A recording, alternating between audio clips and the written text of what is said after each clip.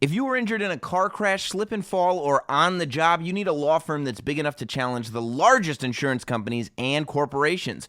Morgan & Morgan has nearly 500 attorneys throughout the country, and they've recovered billions of dollars for clients like you. Get America's largest personal injury law firm to fight for you with no upfront costs, and it's free unless they win. Visit forthepeople.com. That's forthepeople.com. And now let's start Notsam Wrestling. This is Notsam Wrestling. Introducing your host from New York, here is Sam Roberts. It's heating up. Wrestling. It's going to be an amazing summer, I think, for wrestling fans. Headed into what will undoubtedly be one of the most memorable falls in the history of professional wrestling, at least in the last 10 to 15 years for sure. We'll be there to document all of it. Welcome to Notsam Wrestling. Of course, that's because, not only do I feel like as you watch WWE, they're clearly going through a transitional phase. We're in between eras, in my opinion. We're defining what the true post-John Cena WWE looks like, and that takes a couple years. You might be saying to me right now, Sam, like John Cena's been gone for a while. What are you talking about? Post-John Cena WWE is Roman Reigns' WWE, and I don't think that that's true yet. It could be.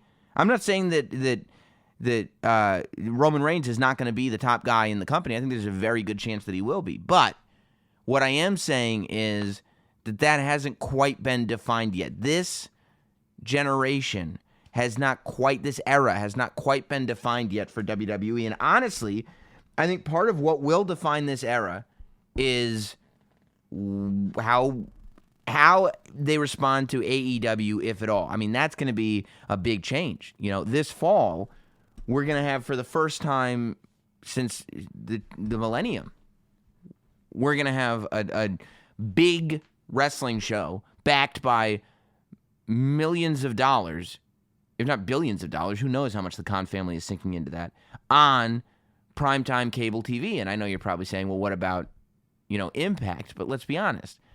Impact was never I don't want to say threat. Impact was never, I don't think, taken seriously the way WCW was. Impact was a big company at times.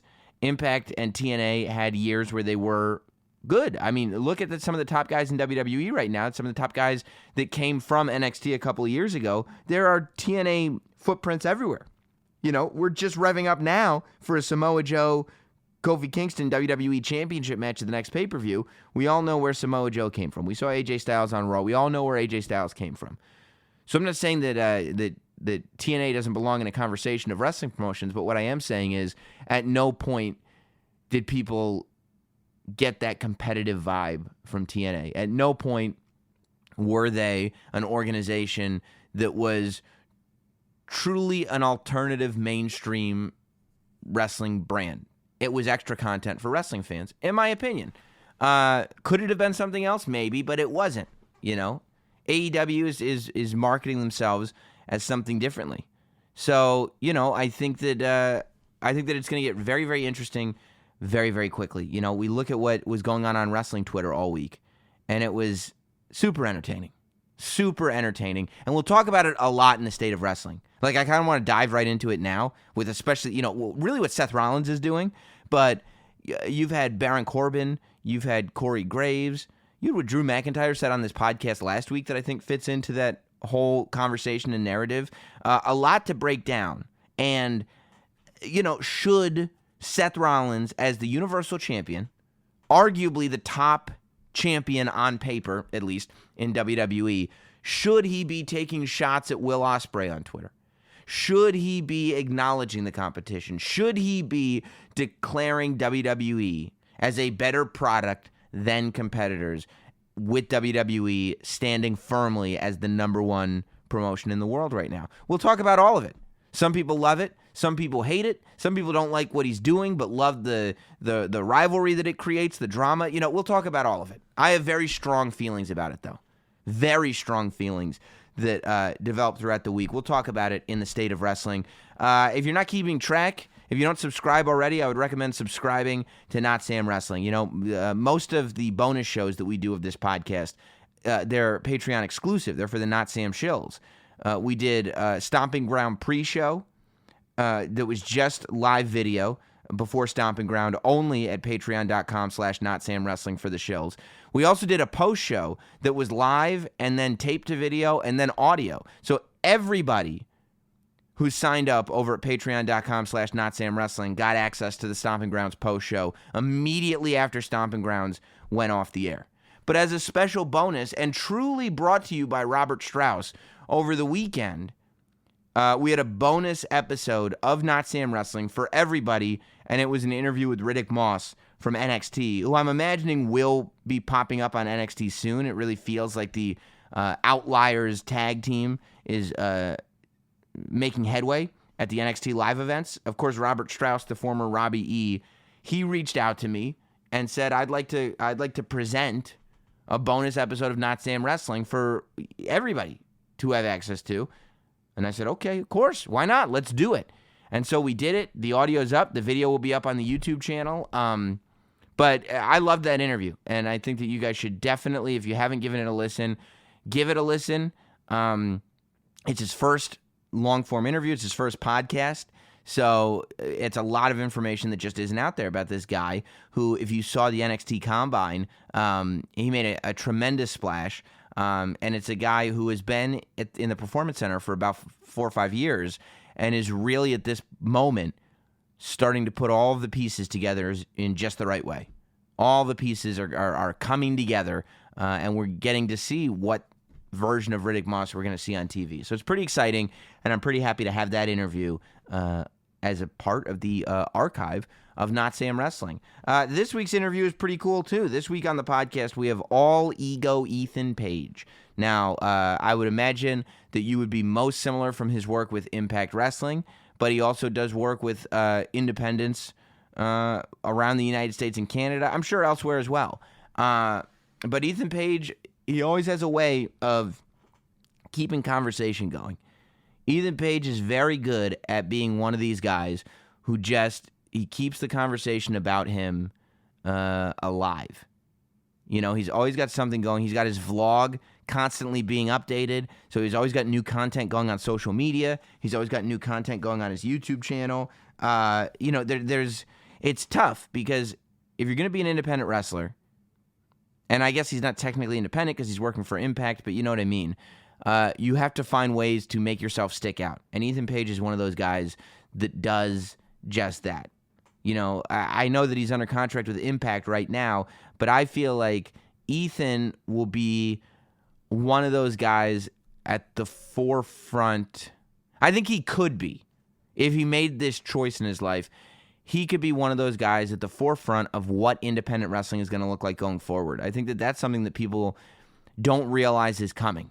And Joey Ryan is really the guy who's on top of that at the moment. But as AEW takes hold and AEW becomes a thing, AEW is not the independents. AEW is going to have their talent signed to exclusive deals. AEW is actually taking talent away from a whole bunch of independent organizations. You know, the same way you don't see Ring of Honor guys on a lot of independent shows. You know, AEW is going to be like that, only more because, you know, they're on TNT every week. They're doing pay-per-views. They're a major promotion.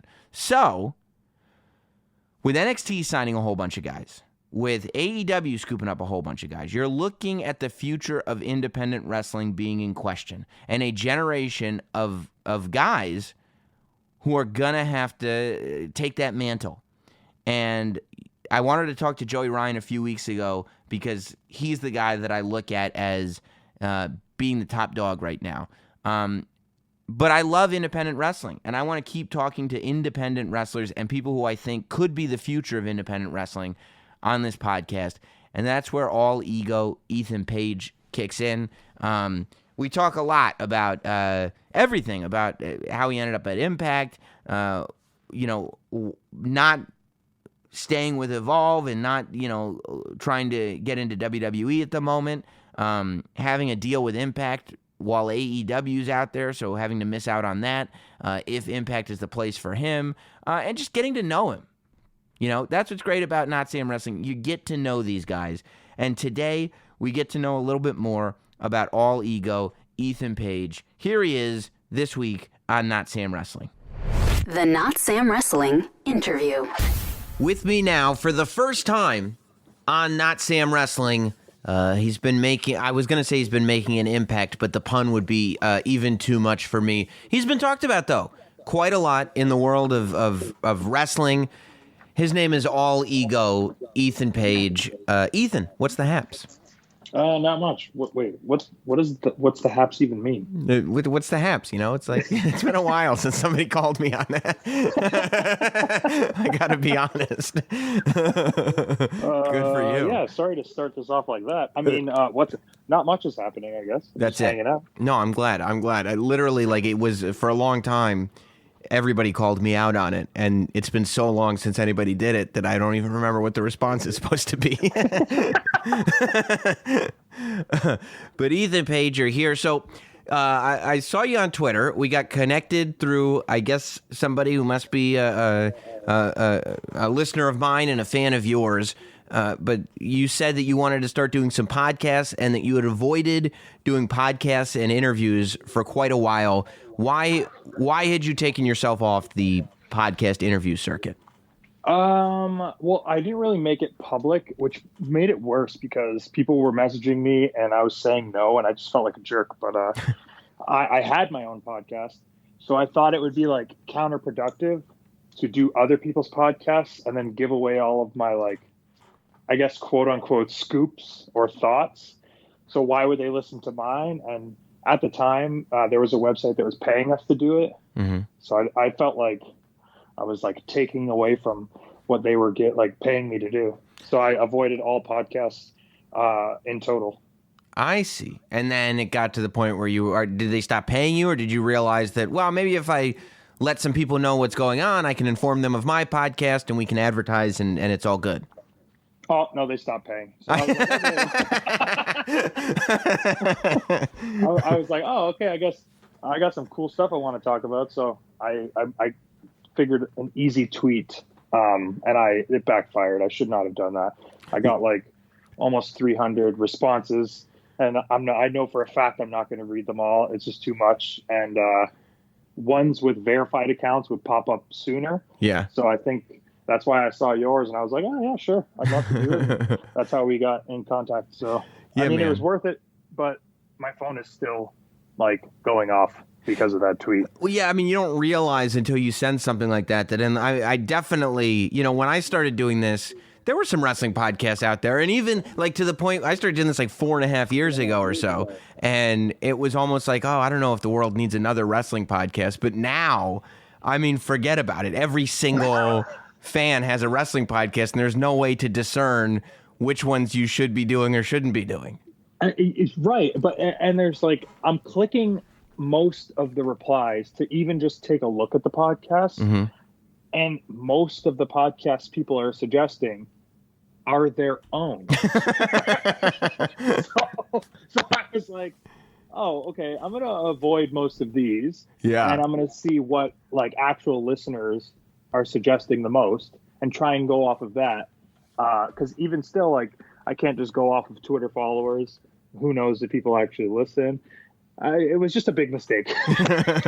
Well, it brought us together. So, I guess all's well that ends well. Exactly.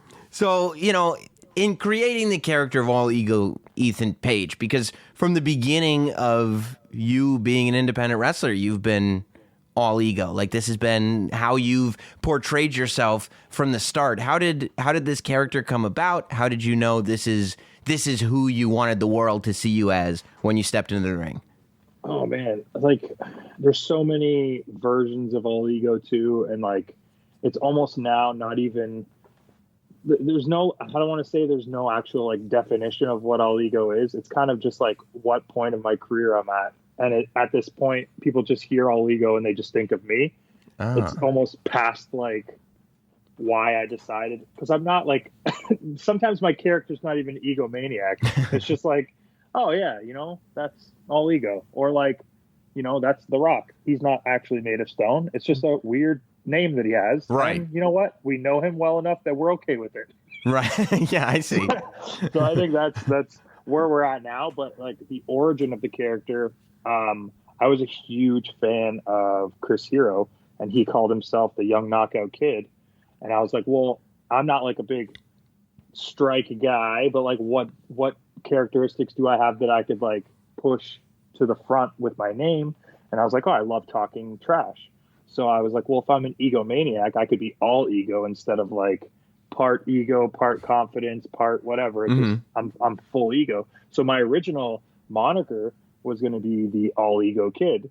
And I was like, maybe I'll just scrap the second half of that and just stick with all ego. That makes sense. That makes perfect sense. Now, did you walk in real life? Did you walk into independent wrestling with an ego? Were you one of the guys? Because you always hear these horror stories about kids that start young, and it doesn't destroy your career, but it certainly slows things down in the beginning. You nail on the head right there. Like, I thought I was the greatest wrestler of all time. On the first day, I pretty much stopped going to training and wrestling school pretty early, like a couple weeks to a month. And then I just started traveling and doing things my own way. And I like a little bit of that hasn't really left me, but people react to it a little differently now because I've made a little bit of a name for myself. So it's like, he's just trying to do his own thing. But when I first started, that was not the reaction. It was like, oh, F this guy. I can't believe he's doing his own thing. So do you look back on you, like when you see kids now that are doing what you did then, do you have sympathy for them in the sense you go, this is what I would have done? Or do you look at them like, who does this punk think he is? No, honestly, I just do your own thing. Like I don't know if you saw recently, I had a very quote unquote controversial tweet about this whole handshake epidemic in professional wrestling. And I think there's too much stress put on young wrestlers because they're still trying to like figure themselves out. But there's these weird rules and guidelines that are like, I guess enforced, but like they're really like pushed on you when you get into wrestling. Like you have to do this, you have to say this, you have to stand like this and walk like this and accept bookings like this and show up at this time dressed like this and shake every person's hand. And it's like, that's a lot of stress for people getting into wrestling, especially when most of them are anywhere between 18 to 20 years old. Like they're not even mature enough for what people are expecting them to say or do or act or behave. So no, like I'm okay with people doing it their own way. And 9 times out of 10, it'll either spark a conversation and they'll actually like listen. And as long as you're showing them that you're interested in what they're doing instead of telling them just no flat out. Yeah. But yeah, I'm a supporter of that. I mean, it's interesting that the handshake thing is even still happening, not in the sense that it's interesting that people are still shaking hands, but it's interesting that that argument is still happening because, I mean, I remember at this point, it must have been 10 years ago that was really the first time the Young Bucks became something that everybody was talking about because they were the tag team that wasn't shaking enough people's hands in the dressing room, and it was controversial then. Right, and I was trying to explain it to my wife because she's like, "Man, why is everyone so upset about this?" And I was like, "Well, people agree with me because when, like, let's say you get extra work in WWE, you're essentially like nobody, and you're going to be nobody to people backstage. But because of the way you were brought into wrestling and these rules that have been placed on you, and it's like unwritten rules, like everyone is just supposed to understand that you shake everybody's hand." Now I'm like 20 years old backstage at WWE trying to like hunt down John Cena to shake his hand because if I don't shake his hand, oh God, there's going to be so much heat. My career is over. Can you believe I saw the Big Show and I didn't shake his hand? He's going to remember this forever. My career is over. And it's like, I'm just trying to get rid of that. Like, yeah, it's okay. It's okay for us to just make eye contact and nod or, just acknowledge human beings, because then you get the flip side and you get the assholes that just shake your hand because they're supposed to, but they're not actually looking in your direction. Like they'll just come interrupt a conversation, just shake everyone's hand real fast and then take off. It's like, that's not personal. That's not an actual greeting. It's people are just doing it just to do it. And I'd rather people just be good human beings. Like somehow the gesture of the physical handshake becomes more important than what the symbolism of the handshake is meant to do. Bam. This Yeah. is why you have a podcast. Right. That's right. Yeah. Less you professional just took broadcaster. you took my my ramble and now it makes more sense. Yeah. Word economy. That's something they teach you. But yeah, you also, I mean, I would imagine in a scenario like that, and I don't know, you could correct me, but like if you're looking around to shake John Cena's hand, you may have it ingrained in your head because someone told you have to make sure you shake everybody's hand, and then you're looking around and you're trying to find John Cena, and if somebody says, hey, where are you going? And you go, I'm trying to find John Cena to shake his hand, then they look at you going, who do you think you are? What do you mean you're trying to find John Cena? You think he's got time to hang out with you? Are you trying to cozy up to John Cena on your first night here? Yeah, it's like the whole thing just lacks common sense, I think. Yeah, totally. And realistically, I think that most people are thinking along the same lines of you. As long as you're respectful and you're cool, and I think most people feel that way, right? Most people, yeah. as long as they don't feel specifically disrespected, they're not sitting there at the end of the show worried about which extra shook whose hand and was the grip the right grip, and it's not. Yeah, it doesn't seem like it's that big of a thing. It's true. That's the way I think too, and like I even go out of my way to make sure that I say hi to the crew or just people helping set up the ring. Like just a simple hello, just acknowledging the fact that you appreciate that they're there and making sure the show is actually happening. Right. I think that's way more important than forcefully shaking everybody's hand. Well, yeah, just acknowledge, like you said, acknowledging the people for being people. Like, hey, you said hi to me, I say hi to you, and that's how humans exist. Yeah. Yeah, that doesn't seem like it should be all that controversial, to tell you the truth. I know.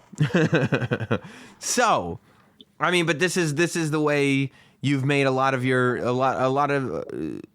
bones. This is the way that you've created a lot of attention for yourself, is by being slightly controversial, is by kind of living this all ego character. Now, do you find that even in the world of wrestling, where the people who should be the smartest people, which are the wrestlers in the locker room that are aware of the show that they're putting on, do they start to buy into your character? They hear your name is All Ego Ethan Page. Maybe they haven't met you yet, and they look at you sideways when you come in because they're like, who does this guy think he is? What is he, All Ego? And you're like, it's my wrestling name. It's what we do here.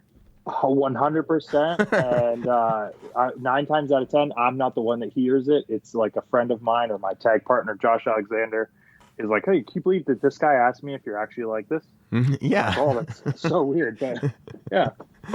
And you're going, yeah. Well, what do you think you're in Impact now, obviously everybody knows this. But what do you think your kind of breakout moment was, where it was like you're either in front of the most eyes or kind of the space you were in where people really started to become aware of you? Was it when you started doing stuff in Ring of Honor? Was it when you showed up in PWG? Honestly, I think it's like a collaboration of all things. Like, it's been a very slow build for me, mostly because I have been kind of doing it my own way and like not really like finding what's popular and trying to fit in with that. Mm-hmm. And I would say Ring of Honor did a lot for us.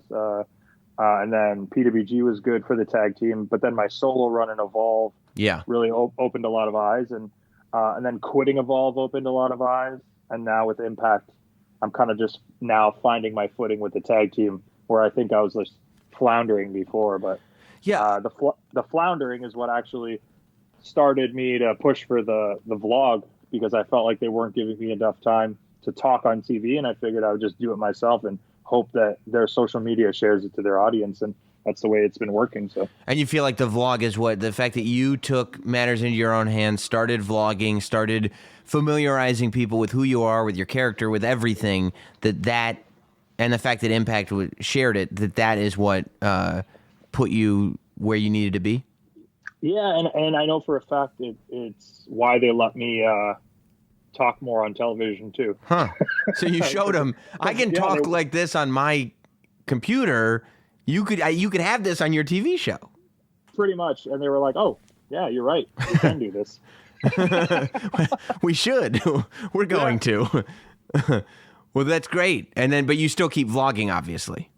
Yeah, I've really been enjoying it, and just trying to show a side of wrestling that people don't actually get to see. And I feel like a lot of the wrestling vlogs or like YouTube shows are very like skit based, and like there's a lot of like collaboration with other wrestlers. But I would say like 90% of it is like, hey, you know, it'd be funny if we did this or said this or made this like, you know, the theme of the whatever. Whereas I'm actually just trying to capture what naturally happens backstage. Right. So like if there's a scene with Rich Swann and Zach Wentz beatboxing, it's not because I pulled my camera out and was like, hey guys, can you entertain it's like, no, they were just genuinely doing that backstage. And then I pulled my camera out.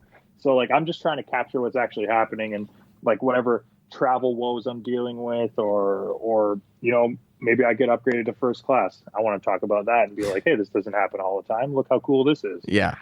Yeah. Now, you know, you talked about, you know, the handshake culture and the locker room culture and everything. Are there guys that don't like the fact that you're going to take out a video camera and start vlogging behind the scenes, or do you really just do it with friends and people that you know trust you? I lean towards friends and people that I know will trust me, and I've been doing it long enough now that people like haven't really put anything out that I guess pulls the curtain back too much. And there are characters that I know, like a Killer Cross.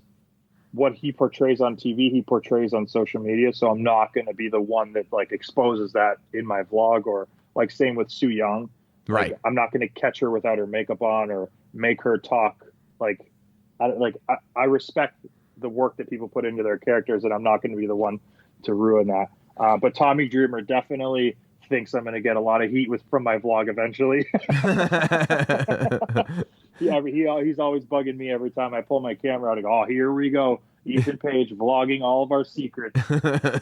Well, yeah, I mean, you know, Tommy Dreamer's a guy that's lived through all of it. You know, I'm sure he's looking at you as this young dude who's, you know, videotaping what's going on in the locker room with the expressed purpose of showing it to the public and going, what the hell is going on? This doesn't happen.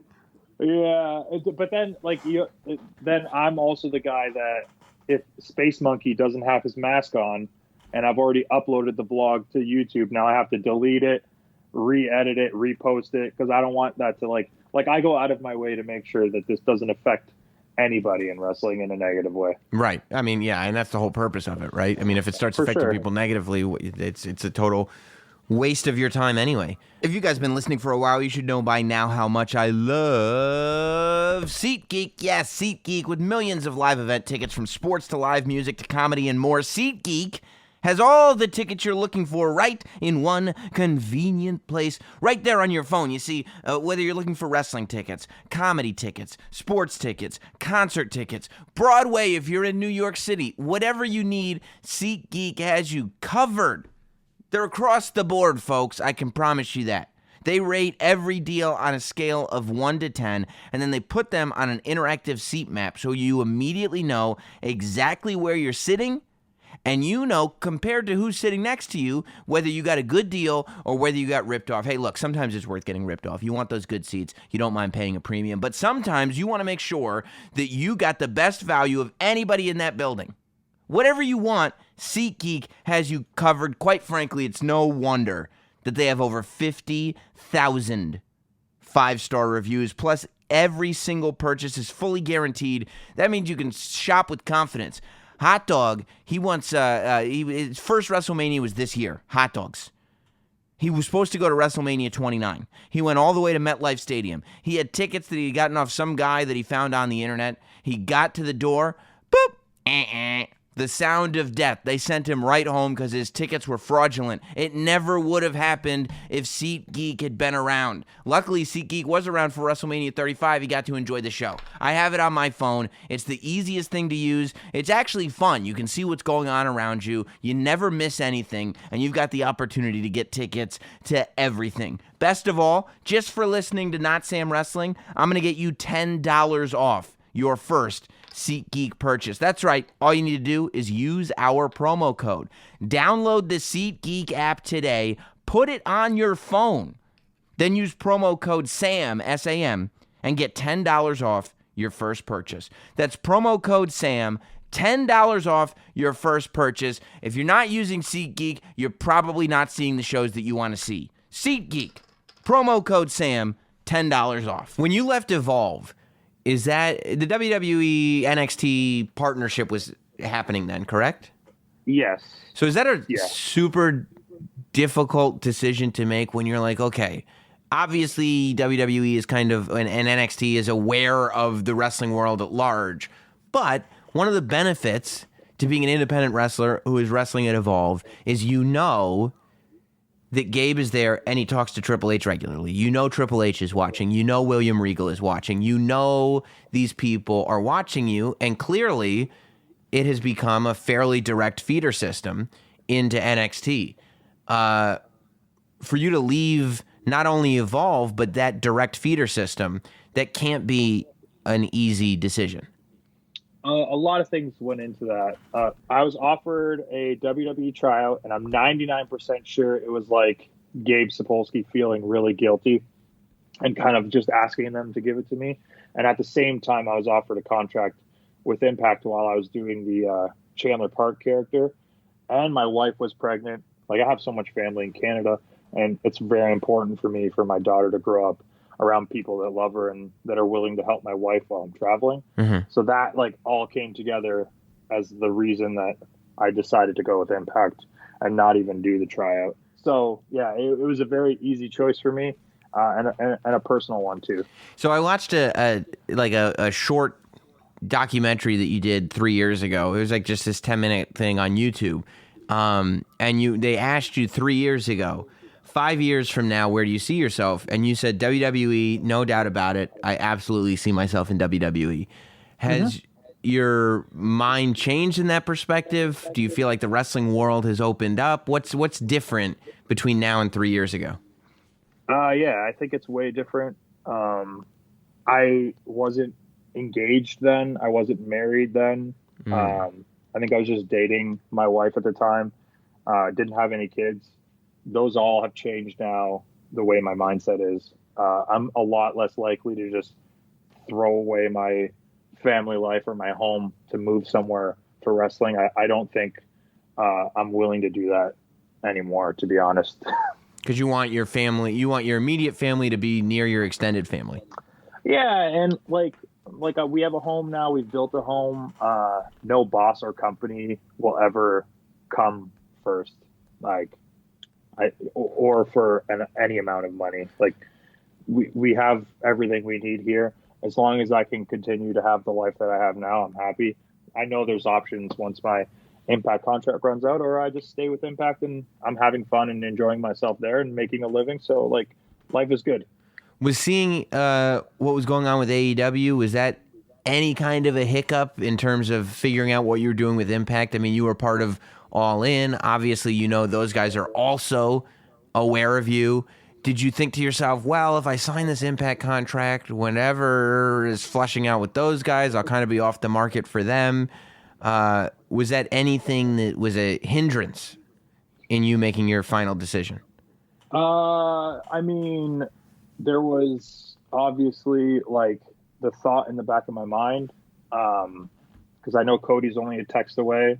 He's a friend of mine. But my also thought is, like, I'm Canadian, so my paperwork and my visa is numero uno to legally be able to work in America. So that is always going to be the first thing that's weighing on the back of my mind and with decision making and stuff like that. Right. So and I also signed with Impact before any AEW stuff was even like starting to be talked about. Yeah, this was like pre Tony Khan. Yeah, I was already locked in before that. Right. But also, you know, in terms of visa and paperwork, you have to be actively working to keep that paperwork alive. Is that what you're saying?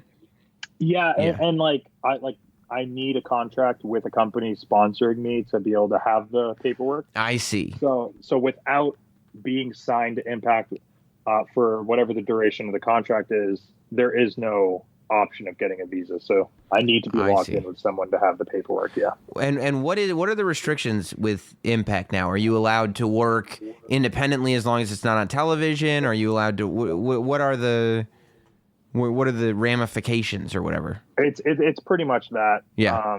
Yeah. Like I can't just show up on Ring of Honor TV or go do WWE as an extra. Like that's all no chance. Right, which I understand. You know, they're TV of guys course. or they're TV guys. That makes sense. Yeah, and I'm okay with that. And they allow me to book out my own independence, so they're not the ones doing it, which I would rather. Like, I've already built up a relationship with a lot of these companies, and yeah, it's a lot easier for me to just deal with them myself. Yeah, no, I that makes sense. Who are your influences growing up? Oh, my favorites: The Rock, Macho Man, Billy Gunn, Razor Ramon. I would say those four. So you grow up a super wrestling fan and obviously a WWE fan. Did you ever think you would get to a place where you're married, you have a family, and all of a sudden something is taking priority over wrestling? When you started wrestling, I'm assuming you must have been of the mindset of, I'm going to do whatever it takes to be the man, and my dream is to be in WWE and this and that. I would think that if you had told you back then, well, you're going to get married and have a kid and you're not going to want to leave Canada and some things are more important, you would have scoffed at that. Oh, even when I first started dating my wife, I was telling her, like, hey, you know, we're going to have to move to Florida eventually because I know for a fact I'm going to WWE. Like, and she was like, okay, I understand. This is your dream. And then once, like, the actual offer for the tryout came up, she's like, all right, well, when are you going to go? And I was like, I can't do that to you. Like, you're 8 months pregnant. We're going to have the baby like a month after this tryout. If they sign you, then we're going to have to move. None of my family's going to move to Florida. No one's going to help you with the kid. So we turned that down and we went with Impact. And then I ended up going to Japan for 5 weeks when my kid was 2 weeks old. So it ended up being the complete opposite. I joke about this with my friends all the time. Yeah. Because just last week we filmed with Impact, and it was me and my tag partner against Sabu and RVD. Right. And Sabu does like a flipping leg drop, lands directly on the back of my head, 100% concussion. And I get to the back and I'm just miserable. And my buddy's like, man, you just wrestled Sabu and RVD. Aren't you happy? And I go, no, I'm not. But 13-year-old me is freaking out. Right. 29-year-old dad me is pissed. Yeah.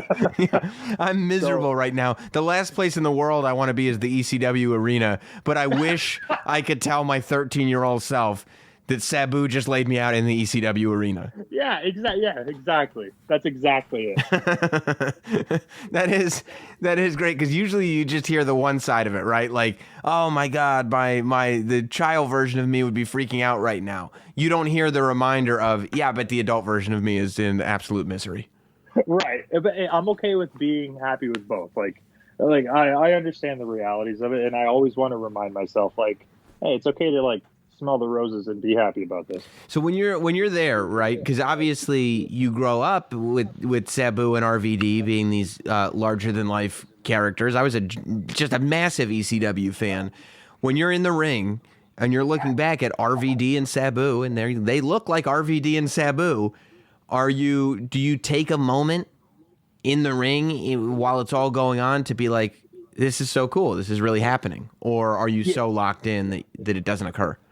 No, it happens, and it's good that these shows aren't live, because they can actually edit it out or cut to a different camera, because like I will audibly laugh out loud or smile, because like my character, I can get away with stuff like that, like where I just have like random emotions and just joke around.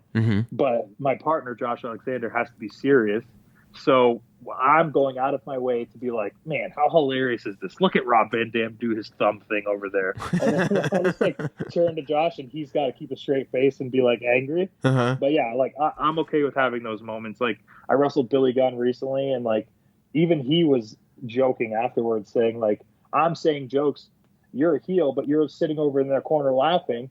And he's like, I like that.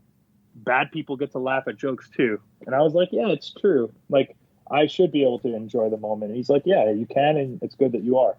So are you now in the place, because, you know, I would think that the vision that you had for what your career would look like has altered tremendously, because you're making decisions now that you never would have made even 5 or 6 years ago. Do you have visions for what the career is going to look like, for what your goals are going forward? Or is this just, hey man, I'm having a good time in Impact. I'm having a good time on the independents. We're going to see what happens tomorrow, and that's it.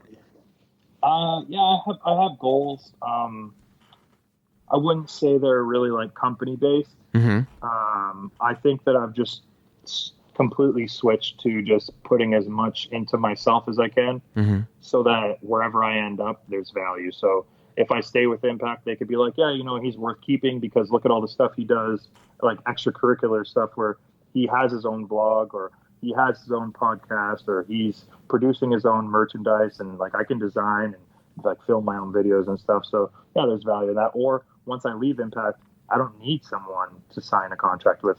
I just have my own, I guess, audience that I can bring to these companies that are willing to fly me out and work with them.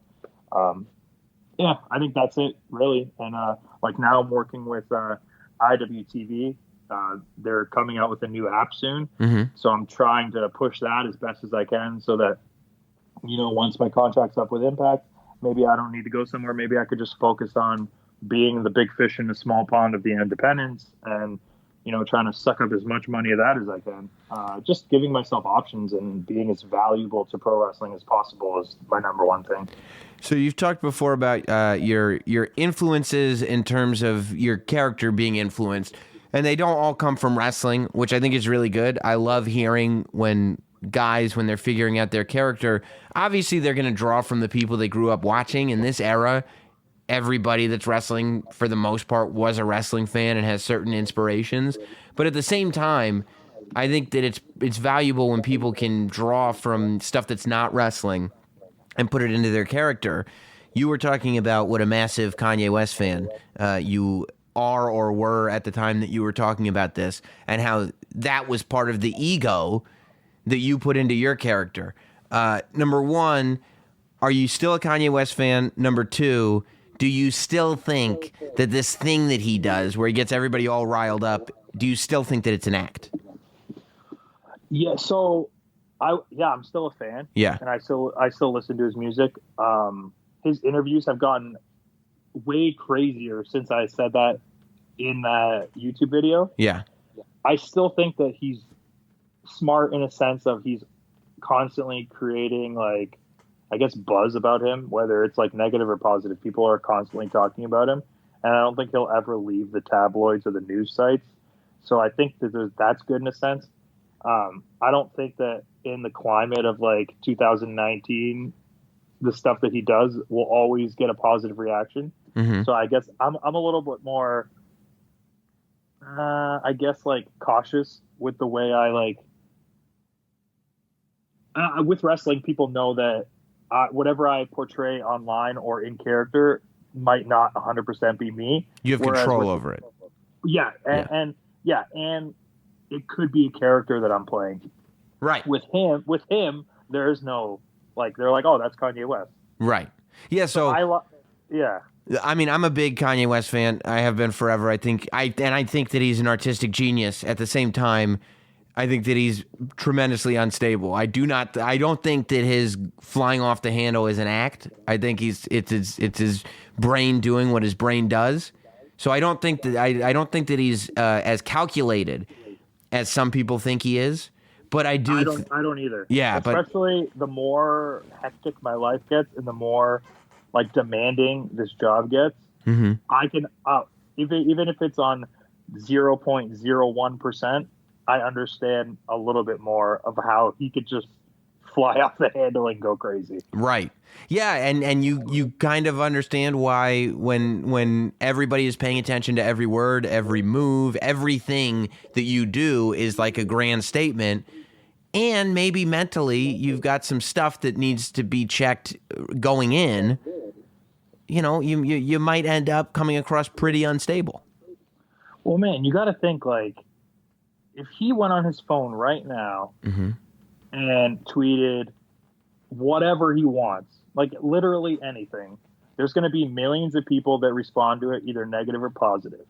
Then he has to put his phone away, and his wife tells him to take the garbage out. you know what I mean? Like, yeah. That in itself is like... Yeah, do you know who I am? Try dealing with that. Like, that's a mind fuck in itself. Yeah. Yeah. Do you ever do that when you get home after a set of TV tapings or a big show or whatever it is, and your wife is like, "Hey, I need you to take the garbage out"? Do you go, "Do you have any idea what I just did?" But yeah, as a joke, yeah, of course. Like, she'll be like, "Hey, could you do this?" I'll be like, "Do you know how many T-shirts I sold this weekend?" And she'll be like, "Oh my god." And then I'll go do it. And then you go do it. Yeah, I guess really it wasn't an ask; it was a tell. Yeah, it wasn't. Yeah, pretty much.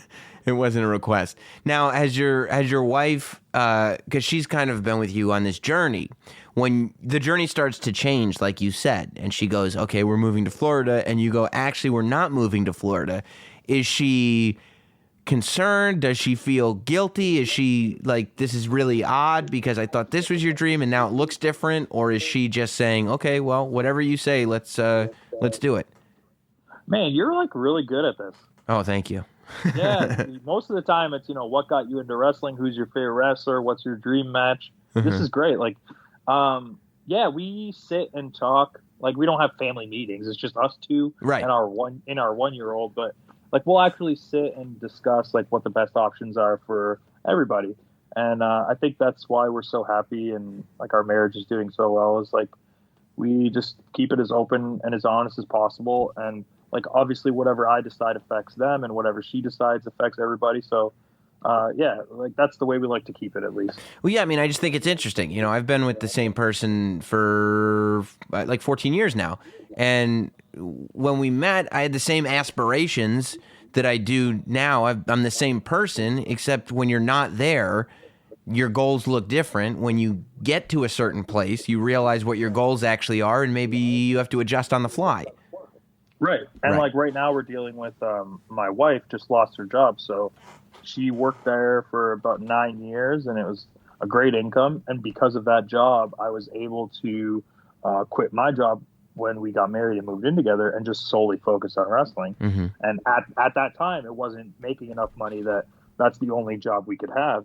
So now when she's lost her job, we're like, well, what do we do now? And we crunch the numbers and I'll just be wrestling 100%, and that's the income for our home. So it was crazy for us to go from one extreme to the opposite, but now we're okay. So like everything changes over time, and as long as we're like open and honest and working together, it'll be fine. So we don't really stress about that kind of stuff. Isn't it amazing though? I mean, that in and of itself, you wouldn't think to make that a goal, but that in and of itself, to know that not only can you support yourself wrestling, but you can support your family. You can now not only take over what you used to have to do on the side with a regular job, you can now do full time and support not only the income that you were making with your regular job, but also take over the income that your wife was bringing in. That's the dream, right? To support your family wrestling, and you're doing it. That's the dream. Yeah, I mean, I'm gonna have to stop buying as many toys, but yeah, yeah. That's the dream. What do you have to stop buying? Like, what do you realize? Okay, this collection is gonna have to suffer. More or less all of it. And like, I'm okay with it because now I like get freebies all the time from like Hasbro. So I don't know how I got that hookup, but I'm loving it. So I've slowly been buying less anyways. Yeah. And I just finished my like Holy Grail collection, I guess. So that's done. What is the Holy Grail collection? So for me, it was the Batman the Animated Series cartoon figures, but like the original Kenner ones in the package. Do you know? Did you get them from Zombie Sailor on Instagram? So yes, I got the last two I needed for the collection. I needed to rebuy a Two-Face because my package was a little messed up, and then he had the motorcycle that you like pull back and then let go and it keeps going. I had that as a kid, but I have the entire collection of what I owned as a child in the package on the wall, so I'm done. He hooked me up with the last two I needed. Is there anything worse than having a conversation about finances with your wife and going like, okay, I think we can squeeze here. I think we can make this work. And then the mailman comes and drops off your latest package of toys. And you're like, humana. Oh, man. That literally happened this week because Zombie Sailor just had that sale with the Batman animated series stuff. And I was like, oh, she still had her job at the time because it takes weeks to get packages from America to Canada. Sure. So I ordered them, and then they come in yesterday. She's like, "What is that?" I'm like, "Oh, toys that I ordered from a while ago." Oh God! I'm like, "Oh yeah, I'm gonna go put those downstairs." Yeah. Never mind. Oh no, this guy sent them to me. I met him on Instagram. He just sent them to me. I don't know. I don't know. Don't worry about it. Gifts. They were free. Yeah, that's what happens in my household when we're like, okay, we got 2 kids now. We're gonna do this. We're gonna move this here, and everything should be fine. And then 6 pairs of sneakers shows up on the front porch, and you're like, yeah. I didn't think we were talking about these. Don't worry about these. This is my business. Yeah, it's the truth. But like now, like I'll do toy shows and sell. Like I'll buy things to specifically sell it and make a profit off of it, and then that's the money that I'll use to actually buy toys. How do you? Yeah, I mean that's the way to do it. I got a buddy who his wife doesn't know about the PayPal account, so he just sells stuff on eBay, lets the PayPal account get full, and then he can buy whatever he wants, and that section of the finances is just for him. Right. Yeah, I think that's like fair. Right. If they end up like if tough times come and they need to pull from the PayPal, then hey, magically, hey babe, look what I have in this account that you did not know about. It's just a surprise now. It's just a treat. Yeah. It's a bonus. Yeah. So how do you sell? Do you sell on eBay, or do you try to find fans, or how do you do it? I just do it at local toy shows. I just try and keep it as like low key as possible. I rent a table. I'm there myself. Uh-huh. And fans will come and they'll be like, "Hey, wait, are you Ethan Page? Yeah. Can I get a picture?" I'm just like, yeah. You want to buy with this WWF Hasbro figure though? Yeah, I was gonna ask, like, do you have like a little section of gimmicks just in case some fans show up and you can move some shirts too? I did that the first time, but then actual fans came just for that. And I was like, I don't want to do this. I just want to sell the toys. So now I just solely just a regular guy selling his toys. Mm-hmm. You're just a weekend warrior. That's it. Yeah, exactly. Yeah. I'm not fully committed to the toy game, just on the weekends, once a month. Do you collect wrestling figures too? I used to. I'm fully out of the wrestling figure game unless something really catches my eye. I'm fully out. Now, did you get out because you were like, well, I'm in the business now. It's kind of weird for me to kind of still be on this line between fan and worker, and I can't. It's not there for me anymore. Let me just stick to the non-wrestling stuff for my hobby. No, I think it was when they changed over to the Mattel from the Jacks. Yeah. I was like, okay, I'm fully on board with these WWE Elites. Yeah. But then they started coming out with so many. Yeah. I just couldn't keep up. And then once I started buying the Marvel Legends, that completely took over the room. I've got over 110, 120 in package on the wall, and that just covered everything. And now the wrestling section is like very, very small. That's all. Just something else took its place. Yeah, and you end up getting rid of those, like selling them. The wrestling toys, yeah. Yeah. Man, wow. I think that we're all rooting for your success now, specifically because we're invested not only in your family but in your toy collection. Yeah, thanks. Please. I have a PO box. So if you want to send me anything, so I don't have to buy it myself, I'll love you forever. And where can people find the PO box information? On any one of my vlogs. If you go to my YouTube page, honestly, just search Ethan Page vlog, and all the information's on the end of any of those videos. Okay. Now, do you have a dream match or anything, to get back to the wrestling podcast questions? Do you have a dream match or anything specific that you're going, okay, well, I've been in the ring with Rob Van Dam and Sabu now. I don't know what more I could possibly ask for, but this is something I'd really like to do. If I could do anything with The Rock, I don't care if it's like a backstage segment. I don't care if I'm just like an extra and he gives me a rock bottom and I'm just like in a security t-shirt. Literally anything. I almost met him when I was an extra, but he shut the door in my face. So I'm really trying to scratch that memory off and just create a new one. You know why he shut the door in your face? Because it was his locker room, not mine. It's because you didn't find him and shake his hand. That's what I was trying to do. And by the way, not for nothing, but if you want to eventually do something with The Rock, you might have to move your family to Florida. That's all I'm saying. Yeah, maybe. Or like I'm just, hoping that I can just keep, going to the beat of my own drum, and they're like, we like this guy. Let's not make him move. We could just keep him where he's at. You get that AJ Styles gig? Yeah, right? I mean, if someone has already been able to do it, I feel like the option should be there for others. You just got to make yourself valuable enough to make it happen. Right. And if anybody can do it, it's all ego, right? Yeah, there you go. Thanks. Yeah, I don't see why not. Well, man, I'm glad you've made your return to podcasting and doing podcasting. We had the opportunity to talk to you here on Not Sam Wrestling. Where can people find you? The vlogs, of course, you're at Official Ego on Twitter. But where can people find your vlogs, where they can find your P.O. box, where they can send you stuff, the whole deal? Yeah, so most importantly, the reason I actually went on Twitter and was like, hey, guys, I want to talk to people on podcasts is because I'm starting to work with a company called independentwrestling.tv. Mm-hmm. And I mentioned it earlier that they have an app coming out. It's actually going to be released within a month on Android and iPhone. And they really want to start pushing the fact that they're working with so many companies and being able to integrate independent wrestling.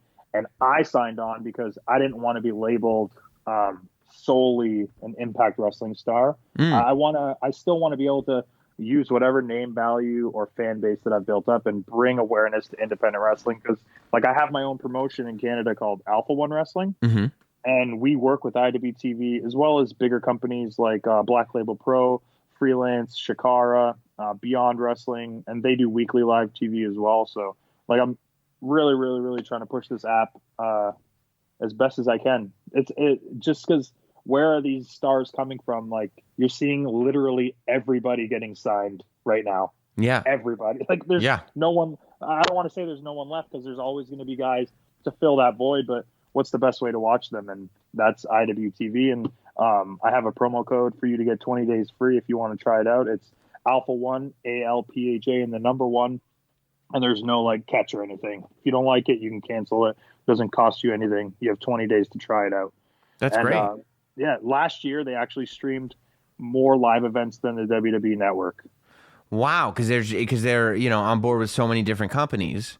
Yeah, that's so cool. I thought that was pretty cool. Yeah. Well, I would recommend everybody going to check that out. I feel like any place you can find good programming, especially I really do feel like with AEW becoming what AEW is going to become and WWE already being what WWE is, that I think, especially because of AEW, independent wrestling is going to have to kind of find itself. I feel like, the Elite was doing a lot to push independent wrestling along over the last couple of years. And now that they're off the scene, we have to figure out what independent wrestling looks like in 2019 and forward, and who the stars are, and how we see these stars, and everything involved. And I think the fact that we have the technology to, cost effectively share this stuff with wrestling fans all around the world just on their phones is amazing. And I feel like it's something that wrestling fans should support. So go and check out independentwrestling.tv. Yeah, thanks, man. And I think too, all of the hottest independent stars are either now in AEW or WWE, and even the AEW guys, I don't think they're going to be able to do independence for much longer, the way it seems at least. So who are the guys that are going to be main eventing these high profile independent matches now that literally everybody is gone? Yeah. So that's why another reason why I didn't want to solely be branded as an Impact Wrestler is because I don't want people to question the fact that if they can contact Ethan Page and have him come do one of their events. Right. And the answer is yes. Yeah, of course. Yeah. You want me there? I'll be there. Awesome. Yeah. Well, thanks, man. It's been great talking to you and great getting to know you. And I'm excited for your future. Thanks. I'm excited to listen to your podcast because you're a great interview and you asked me things that I actually want to talk about, which is very hard to come by, man. Well, very good. And I hope I didn't spoil it for everybody else. Yeah. Thanks, man. Thank you, dude. If you enjoy our content with any kind of regularity, the best thing you can do to not only get more content but help support the content that you're already enjoying is join us on Patreon. Become a Not Sam shill by signing up at patreon.com/NotSamWrestling. You're going to get access to the live State of Wrestling video as I'm recording it every single week. You're going to get the podcast early, and you're going to get the podcast ad-free every single week. Access to every video we post of every interview before anybody else gets it, plus bonus shows galore. We just did a pre-show and a post-show for Stomping Grounds, available only at patreon.com/NotSamWrestling. Best of all, you'll have access to the Discord room. It stays open 24 hours a day, 7 days a week, super active with Not Sam Wrestling fans that are watching and listening to every wrestling show out there and discussing it all the time. You can do it all for less than $1 a week. Become a Not Sam shill now. Patreon.com/NotSamWrestling, the best way to support the show. It's now time for this week's State of Wrestling. Yes, it is State of Wrestling time. Welcome, welcome, welcome, all you Not Samsonites.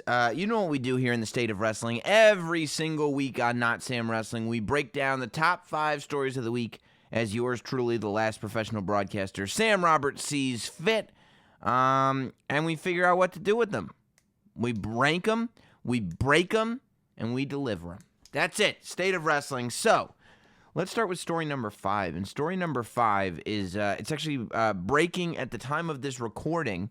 Of course, we record the State of Wrestling on Wednesday before it drops Thursday morning. If you want to hear or watch the State of Wrestling on Wednesday, you got to be a Not Sam shill over at patreon.com/NotSamWrestling. But just announced on Wednesday is the 10th anniversary of Evolve, the 10th anniversary celebration. It's Evolve 131. It's happening at what was at one point the ECW Arena over there in Philadelphia. It's headlined by Matt Riddle versus Drew Gulak. It's also featuring Adam Cole versus Akira Tozawa.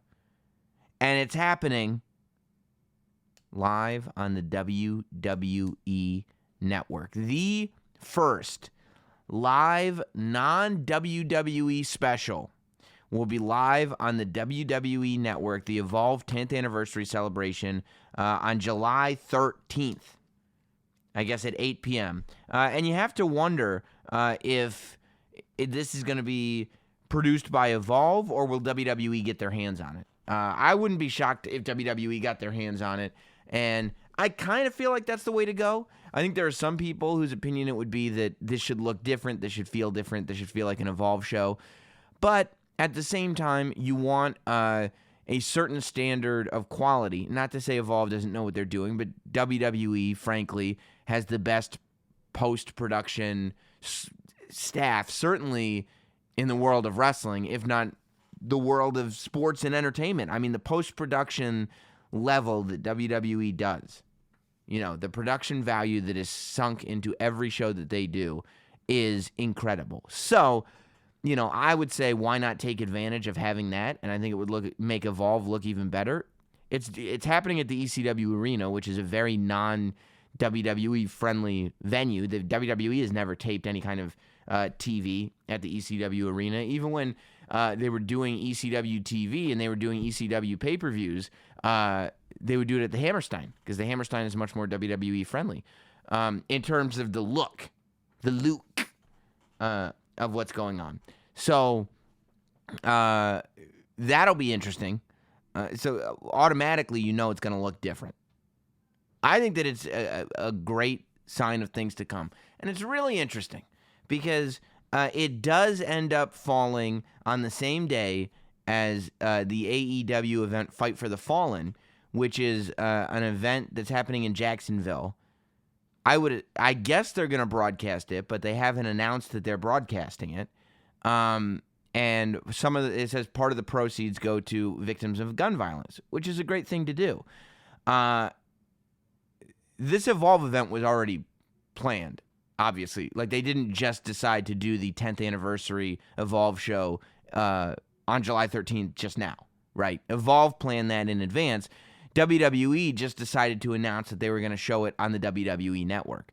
I don't even know how much time we should spend addressing backlash on that in terms of picking the same date, because it feels like anybody who's acting like this is a bad thing, when AEW makes an announcement, it's like, oh, everyone should be happy about this because it means the wrestling industry is healthier.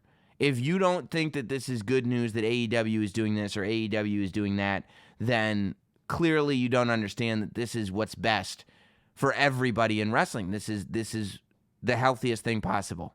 And I can buy that argument, okay. But then when WWE turns around and says, hey, we're going to give exposure to an organization outside of our own company for the first time. Now, look, clearly they've had a relationship with Evolve for a long time. And you look at who's come onto the NXT roster, a lot of people come from Evolve into NXT. So it's not like they're just taking this company randomly and saying, hey, let's put you on our network. It's been a partnership that has existed for a long time. But regardless, they are using their network and the exposure that it gives for a company that is outside of the WWE bubble and for wrestlers that are not all contracted WWE superstars. These two announcements. So you have Matt Riddle and Drew Gulak, who have tremendous histories in Evolve as the headline match. And then you've got Adam Cole versus Akira Tozawa, who also have histories in Evolve. But beyond that, you have to imagine there's going to be a lot of guys who are not in NXT or WWE that are actually in Evolve wrestling on these shows. I think that this is something that should be celebrated. If you're somebody who is not a WWE fan or who kind of likes to see the flaws in what WWE does, I still think by your own logic of celebrating competition and celebrating more wrestling is better, it'll make everybody better, then why wouldn't you celebrate this the same way? Why wouldn't you sit there and say, well, now there's two shows happening that day, and Evolve is getting a chance to shine on the WWE network, and if this is successful, it's going to give other independent organizations, smaller organizations, possibly the chance to shine as well on the WWE network, which one would think would be healthy for the entire industry. It's not like WWE is going to sit there and say, okay, well, since we're putting the Evolve 10th anniversary show on the network, everybody on the show has to be a contracted WWE employee, or everybody on the show has to be a WWE person, and you can't do anything else for the rest of your career. You've got people that are now wrestling in front of a bigger audience than they've ever wrestled in front of before. And right after the show, they're not under WWE contract. Their career moves on, and this exposure that was granted to them by being on the WWE network can be used elsewhere. I think that I don't think that this is one that should be painted negatively. I don't think that makes any sense, and I don't think that argument really holds water. I think, if you sit there and you go, well, I have a bias, I don't like what WWE's doing, I like what AEW's doing, so I don't like this news, then okay, if you'll admit that there's a bias built in, that's fine. People can have biases. But if you're going to sit there and say, no, I'm just a fan who observes, and this is not cool, but the stuff AEW is doing is cool, that's ridiculous to me. I think this is very exciting, and I love the idea of, WWE giving Evolve that rub. And I think that you look at what the WWE Network's doing, and it's giving guys on 205 Live a chance to have really great matches and a really great show. It's giving NXT this opportunity to, for me, be the best wrestling shows in the world. And now you're going to give the opportunity for Evolve to go out there and shine and announce to the world. The WWE Network is a global thing. Evolve is going to get to go on this WWE Network, and they're going to get to announce to the world, hey, look at what's going on outside of WWE. This isn't new. If anything, it will inspire people to look outside of the WWE and say, oh, there's other stuff going on. I loved that Evolve show. I've never seen anything like it because all I watch is WWE. I loved that Evolve show. Let me go see what's going on with this stuff. Oh, there's other independent promotions besides Evolve? What else is happening? Oh, let me sign up to this High Spots streaming service. Let me sign up to CZW Studios. Let me do that. Let me check out this. Let me check out that. All of a sudden, your palette is expanded, all because WWE gave you a taste on the WWE network. I think it's really cool. I think it's cool news. And it brings us into story number 4, which is Seth Rollins stepping up to bat for the WWE and not taking no more guff. Seth Rollins spent a good portion of the week clapping back, as it were, as it's known in Twitter, clapping back at the rest of the wrestling community. He called Will Ospreay little guy, and there are some people that say, oh, he shouldn't be called Will Ospreay little guy. That's not right. That's not cool. He had some comments in an interview, and he was very respectful to Dean Ambrose, now known as Jon Moxley, but said that, that Ambrose took his ball and went home. And there were some people going, oh, well, come on, that's his brother. He shouldn't be. You can't be doing that. You can't be, and I think that the backlash against kind of the internet's anti-WWE sentiment and the stepping forward of guys that are in the WWE and saying, hey, we're putting out the best product in the world right now. Look at what we're doing. I'm proud of this. I'm not here to complain about scriptwriters. I'm proud of what we're putting on television. I'm proud of this product. I think that it's great. I loved the conversation with Drew McIntyre on the podcast last week when McIntyre said, look at this world of opportunity that's being presented to you. You've got to make your job is to make what's given to you work. Seth Rollins and Drew's done it. Drew does it. Drew is still interesting on television. Drew still has this tremendous fan base. Drew still has all this potential, regardless of who he's teamed up with, regardless of who he's winning against or losing against, regardless of any of it. Drew is proving people wrong. You got Baron Corbin, who takes it worse than almost anybody. Everybody's an expert right now saying, Baron Corbin is not the right type of heel. Okay, fine. He's not the right type of heel. Yeah, the issue with Baron Corbin is he comes out to the ring and people boo him. And he puts things on Twitter and people don't like him. That's not what you want from a heel. Oh, okay, cool. I didn't realize that everybody should kind of, there's this, I feel like there's this portion of wrestling fans that kind of all want to be on the inside, meaning you don't want to have these real feelings about what you're watching. You want to kind of know I'm booing because I'm supposed to be booing, and everybody around me knows I'm just booing because I'm performing my role. It's almost like you want to be a part of the show so bad that you don't want to boo because your emotions are actually being toyed with. You want to boo because you understand your assignment to boo. And that's not real. That's not organic. That's not how you become a fan of something. That's so, that's not being a fan. That's being something else. That's appreciating the art. That's one of those people who, wrestling is supposed to be enjoyed like dessert, not like a fine wine. You know what I mean? Like it's supposed to be like, oh my God, this is great. Not, oh, the texture of this is so delicate and nice. Like, okay, relax with your big words. Let's take it down a notch. You're being overly analytical. That's the way I think wrestling is supposed to be enjoyed. And a lot of people aren't doing that. A lot of people are trying to enjoy it like a fine wine. And that's not the way to do it. That's not the way to get the most out of it.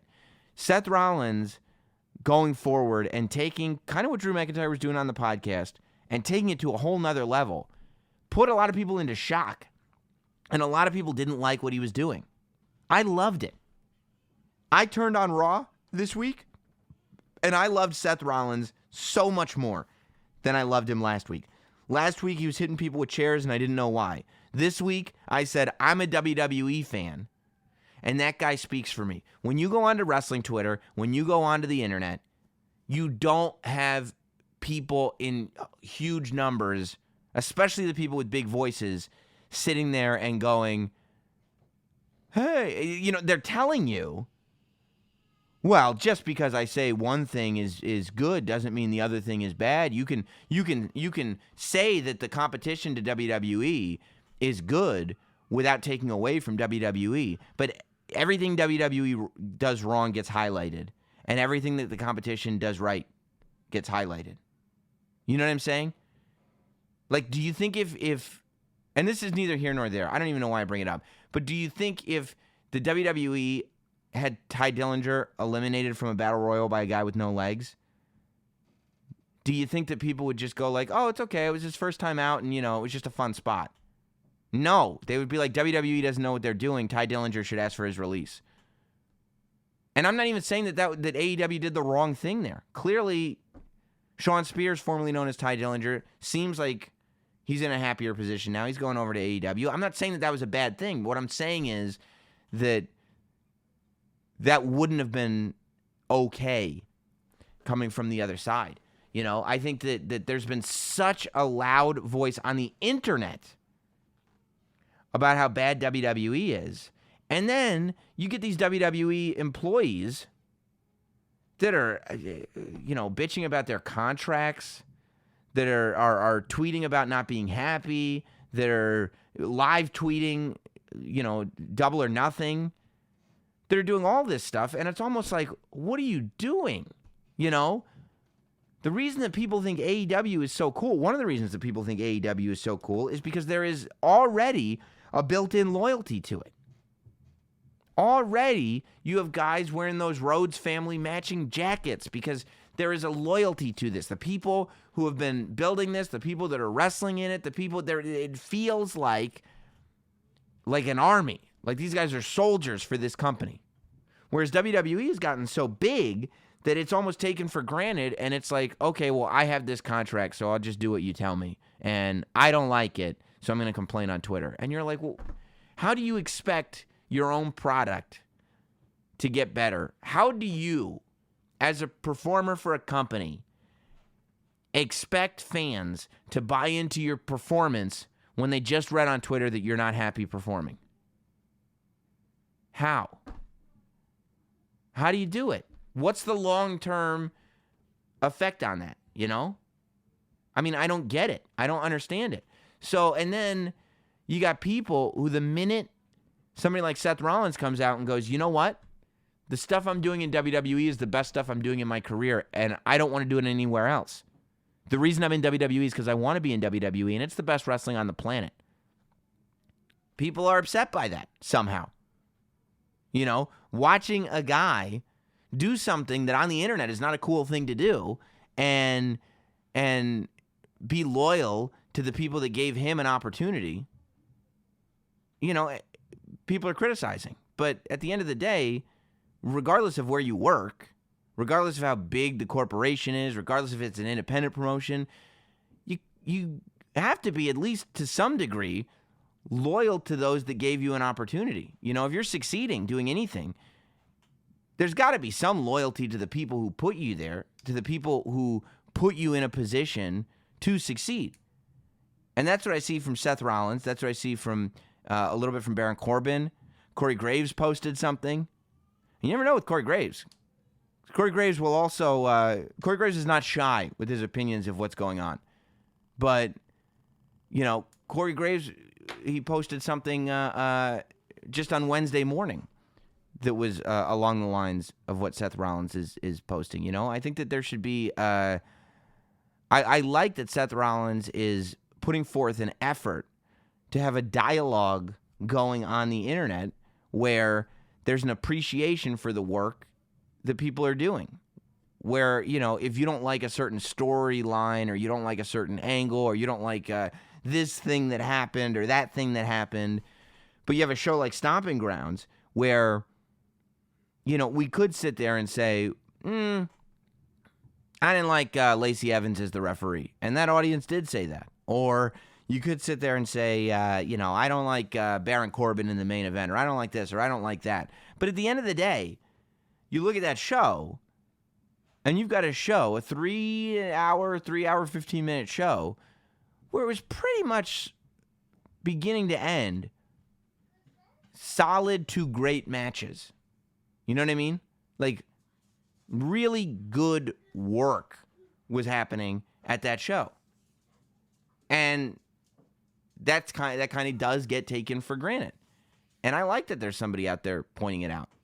And I like that he gets a little scrappy. You know what I'm saying? So, I think that it's great. I think that it's great what's going on with Seth Rollins. And I love seeing a guy who's as high up as he is in that position. I like seeing him get down, talk to the people, and say, hey, this isn't right what's going on, This isn't. I'm happy with what I'm doing. Speaking of Stomping Grounds, of course, that went down. That's my story number 3. Stomping Grounds was on Sunday. We covered the whole show on a post show over on the Patreon site, so I don't want to bore you with all of the details. But like I said a moment ago, I thought it was a super solid show. I thought that the strength of that show was in the matches. The strength of the show was in the work that was in the ring. It wasn't so much about a storyline or for any of the matches as it was about the matches themselves. I see, who was that? I want to mention you by name in the Discord room on Patreon right now. Coach says, when are we going to talk about Baron Corbin still dressing like the GM, or are he and Lacey now going to the dance together? I've talked about it before. It drives me crazy. I've definitely talked about it on the podcast before. I've talked about it super recently. It drives me nuts. It's like a pirate with a steering wheel in his pants. Drives me nuts. You can use that one yourself. Drives me crazy. I don't know. I want to see Baron Corbin in some ring gear. I love Baron Corbin. I think he's a great bad guy. I think he's awesome. I really just want to see him in some ring gear. That's all. I don't think that that's too much to ask. Just a little bit of ring gear for Baron Corbin. Something to remind us of what a badass he is. Maybe it was Wade Keller's podcast. I don't remember what podcast I was talking about it on. But I'm 100% with you. Baron Corbin in wrestling gear was better than Baron Corbin still wearing the uniform from his job that he lost 6 months ago. He hasn't been the GM for 6 months. They fired him at the beginning of the year. I think or right at the end of the year. And he's still got his uniform on. It's like, bro, you're not the manager anymore. You don't work at this TGI Fridays anymore. If you're going to come in here, t-shirt and shorts is fine. You don't need to wear your flair anymore. Yeah, I would put him in gear as soon as possible. I don't think Baron Corbin wants to wrestle in gear. You see him at house shows and you see him in dark matches and he's wrestling in a t-shirt. That leads me to believe he doesn't want to wrestle in that dress shirt all the time. I'm sure that the tights are more comfortable than wrestling in slacks. I don't know why that's happening. As far as Lacey Evans being the referee, it wasn't shocking, but if you listen to the post-show and the pre-show and the show that I did with Wade Keller, we were talking about Becky Lynch as an option for being... And when I say it wasn't shocking, I don't think that many people called it. I just don't think it was that impactful because, Lacey Evans is a bad guy and Baron Corbin's a bad guy, and it makes a lot of sense, right? It's not a swerve. But, some people were thinking that Becky Lynch would be the person. And I'm glad that Becky Lynch was not the special guest referee because I feel like it would have been way too muddled. It would have been super, super muddled if Becky Lynch had been the referee because why would she side with Baron Corbin? There's no reason to turn Becky Lynch heel. There's 1,000 reasons not to have Becky Lynch be the referee other than it would be one moment of, whoa. Like, to turn Becky Lynch heel right now would be stupid. Like, it would be ridiculous. You've got an organic good guy that people are into. You got to figure out how to make her even more of a good guy. And I think acknowledging the relationship between Becky and Seth and bringing that forward is actually making Seth and allowing Becky to teach Seth how to use Twitter is actually making Seth and Becky even more fan favorites than they were when they started. I am not shocked at all by this mixed tag. The addition of it being a winner-take-all mixed tag, I think that's good. Having the Universal title and the Women's Championship on the line. I don't see Seth and Becky losing. But, even when we were talking about our theories, I thought that the only reason to have Becky Lynch be a special guest referee would be to lead into a mixed tag. I always thought that if you were going to have any of the female superstars as a special guest referee, you're leading into a mixed tag. There's a reason why Seth Rollins and Becky Lynch as a couple were getting mentioned over and over and over again, and that's because eventually you're gonna play to the fact that maybe for the first time you've got your top good guy and your top bad guy in the men's and the women's division in WWE, real life dating. People are interested in that. People like real life. People like couples. People like drama. Not that there's drama. I mean, drama in a good way and a bad way. People like to know about the dating lives of people. Celebrities all the time. And it's not just the bad news. It's the good news, too. So I think that it does draw eyes. I mean, when Nikki Bella and John Cena were together, you talk about a power couple. It made both of them even bigger stars. Look at celebrities. When what's his name? Pete Davidson and Ariana Grande were dating. I think it was last summer. Both of them became bigger stars. Pete Davidson because Ariana Grande is such a giant star, and Ariana Grande because people like it when celebrities are in relationships. So I think that that making the relationship part of the story does actually make both people bigger stars. And so far, I've enjoyed it.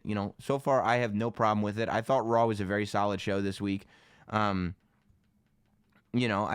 think that that's a decent match going into it's a better way. So I think that the idea is that whoever Seth's SummerSlam opponent is going to be, we're going to get there after Extreme Rules, which seems right? Like that seems like makes sense. So if you're going to continue the story between Baron Corbin and Seth Rollins, I think this is absolutely the best way to go. To have a mixed tag where I think it's going to make things interesting. And I think it helps further because I said if Lacey Evans doesn't win the Raw Women's Championship, she really has nowhere to go. This allows Lacey Evans to not beat Becky Lynch, but stay in that top space. And now it's actually going to allow Lacey Evans to potentially, and I think, main event a pay-per-view. I think that because both titles are on the line, you got two giant tag matches. We'll talk about the second one in a little bit. But because both titles are on the line, I think that this could and should close the show at Extreme Rules.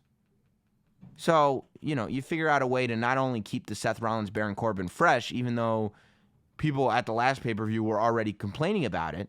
We've got to get one more pay-per-view out of these guys. What if we made it a mixed tag? Okay, well, that's something different. And, well, guess what? We just figured out a way that Lacey Evans can potentially main event a pay-per-view, and Becky Lynch can main event another one. That's not a bad day at the office. That's not bad at all. And we're probably going to end another pay-per-view with another happy ending and seeing Becky Lynch and Seth Rollins in the ring together. I think people are going to smile, I think that it could be good. Samoa Joe versus Kofi Kingston is a good way to go, other than I don't remember what brand Samoa Joe is on. But, I was saying that it's time for Kofi Kingston to have another opponent after Dolph Ziggler. I was a little worried on SmackDown that it was going to be made into a triple threat match. It was not. Samoa Joe versus Kofi Kingston is how we come out of Stomping Grounds into Extreme Rules as the WWE Championship match. Samoa Joe is always a credible threat. And again, I think that this is going to be a match that allows us to have a great Kofi Kingston title defense at a pay-per-view and then moves us to SummerSlam where Kofi Kingston will probably have a big match. But I think really, you look at potentially where Kofi Kingston's going to go. I think that after Extreme Rules, as we head into SummerSlam, we'll be able to look, and we'll do this, we'll probably analyze this a little bit closer as SummerSlam approaches, but you're going to be able to have that period of time from WrestleMania to SummerSlam. Traditionally, a very important time because, you had King of the Ring when it became the Big Five, but generally speaking, historically speaking, and I guess you had Money in the Bank too, right? Money in the Bank was usually in between, but those are specialty shows. Those are about, I think that, you look at your WrestleMania to SummerSlam. You got April, May, June, July, August. You got those 4 months, a quarter of a year. And those are two markers where you go, how did this quarter of a year look? Technically, it's the first quarter in a new year for WWE. WrestleMania is generally considered the year end, and the night after WrestleMania is where the new season begins. So SummerSlam is the first marker of what is this season, the current season of WWE, looking like. And if things keep going the way they're going today, I'm feeling positive about both Seth Rollins and Kofi Kingston coming out of WrestleMania into SummerSlam, which I think is a really, really good thing. This weekend, though, you've got a show. Story number 2 is Fyter Fest is happening this weekend. It's the second AEW show. They're going to broadcast it live on Bleacher Report Live, and it's going to be done for free. I think you just need an account. I think that this will be interesting. I'll definitely watch it, but I think it'll be most interesting to see what does an AEW show look like when it's not all dolled up for pay-per-view? Like, what does an average AEW show look like? Because I think that this is that they're kind of pushing this as if it's almost like a televised live event, even though they haven't really determined if live events are going to be a thing. I don't know if it's sold out. I think that they just opened up more seats, though. But it's definitely not like a Double or Nothing or All Out level show. And that's probably why they're giving it away for free. I think it's a good move that they give it away for free, because this is going to be a show about getting eyes on it. I think that the probably the strongest match on this show, and this is such a good spot for Joey Janela. I think you've got a lot of wrestling fans. I don't know if the promo for this show has been all that great. Because I don't, and maybe as we get closer to the weekend, you'll hear more and more. Maybe by Friday and into Saturday, more and more people will be talking about it. But I don't know if you have as many people talking about it as you would want. Jericho is not on the show. But I think that this really should be marketed as the show that if WWE fans want to see what Dean Ambrose looks like outside of WWE, Fyter Fest is the show. It's free. Anybody with the internet can watch it. It's Jon Moxley in all his glory. He wrestled in New Japan, which, as I said before, I thought was a weird choice. That AEW. He's also done he did an indie show for, I think, New England Wrestling, NEW. But I do think it's weird that, seeing him in his new ring gear and seeing his new finisher and all this stuff didn't happen first in AEW. If I were AEW, I probably would have insisted that we get first crack at it.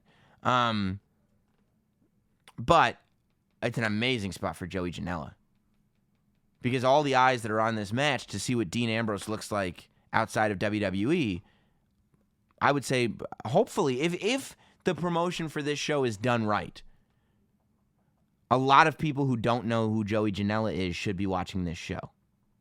And that's that's just, like I said, it's just a wonderful place for Joey Janela to be in. If everybody watching this show already knows who Joey Janela is, then I don't think AEW grabbed the audience that they need to grab. I think this is a show that you've got potentially a lot more eyes than the pay-per-view, because nobody's got to pay for it.